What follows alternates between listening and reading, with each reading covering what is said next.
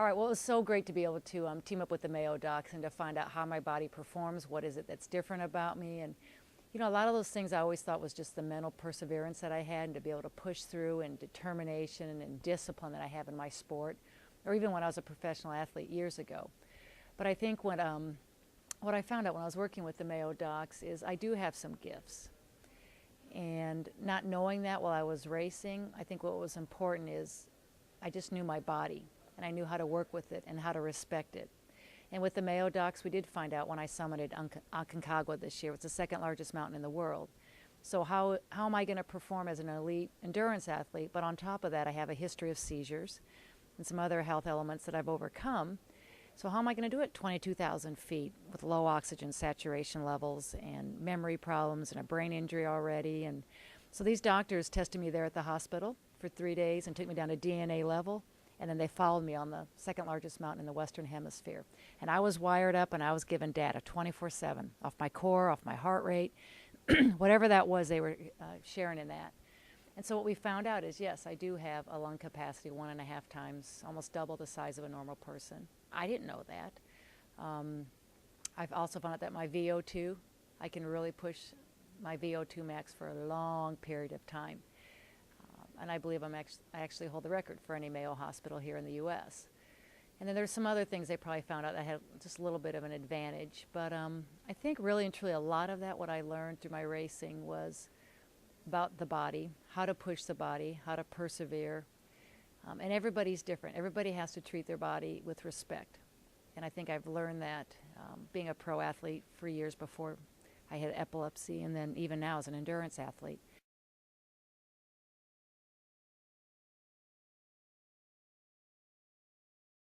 Climbing Aconcagua was an incredible experience for me, because being an endurance athlete, when I race, man, I attack the mountains. I want to run. I want to run them hard. I want to run them fast. I don't want to stop. I want to just push, push, push.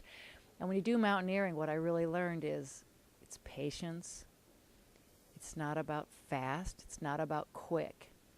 Because really, when you approach a mountain that way, it can be life-threatening.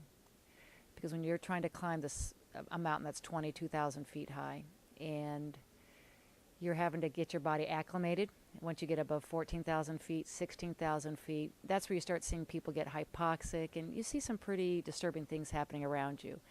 And I actually, when we were at base camp, I was training one day and kind of running up and down the side of the mountain just for training, and I saw a gentleman with cerebral edema, and he actually had died.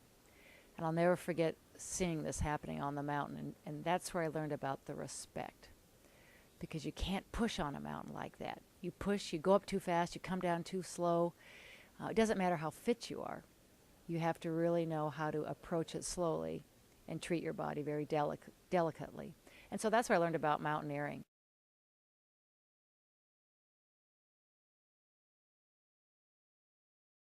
You know, people ask me that. They'll say, how do you get in the zone? How do you know, it's a term we use as a pro athlete. You get in the zone, you get in the flow. Everybody has a different word. First of all, for me, having a brain injury and getting into the zone, it's awesome. Because when I go out there and I run, I don't want to think a thing. I don't want to think anything. I just want to run and be natural. So for me, how I get into the zone, and which I would encourage other people, because it'd be the same concept, is take care of all your work, all your distractions, whatever it is before a race that you're about to do, take care of it. You know, whether that means you need to have a conversation with your husband, your mom, your family members, you need to have some closure with something, you have chores to do, I mean, whatever that is, you need to eliminate all distractions. And then you need to have a game plan when you go into a race. And then I really encourage people, don't run with an iPod. I mean, I run with an iPod when I'm training sometimes. I love music. But when I'm racing or when I'm training sometimes, I want to listen. You know, I really listen to the beat of my feet. I listen to the rhythm. I listen to the rhythm because it's the rhythm that keeps me going on the trail. And if I'm carrying a beat, 4 beats, I just know how I'm going to breathe and how my feet are going to hit. That's how I keep track of time. So I would tell for the person who's getting ready to get out for their first ultra, you know, don't have all these distractions.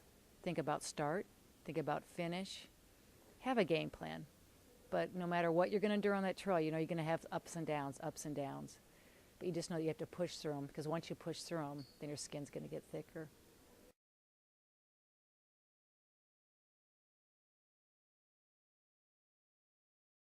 But once you get out there on the course, you got to think about two things, and that's staying in the moment and don't think about outcome. So if they can stay in the moment, know how they feel right here, right now, that's all I worry about.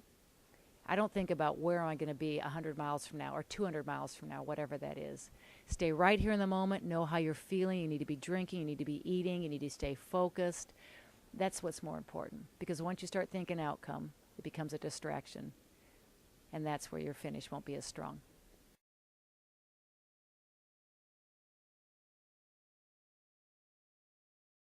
I think mentally my source of fuel is don't stop, don't say can't, live in the moment, embrace the moment. And I think a lot of what I've been through, I have a lot that I can reflect on, and it's about gratefulness, because as many races as I do, people say, well, you run all these races all over the world, does it just get to be the same every time? I say no, because every time I cross that finish line, I'm grateful.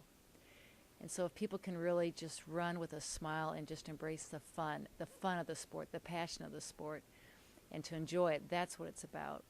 So mentally for me, I'm just thinking start, finish, and physically, you bet. I have to be trained.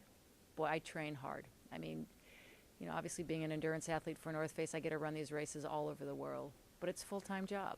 So if I'm trained properly, I'm physically feeling fit, I need to nourish my body, you need to eat good food, you need to eat calories.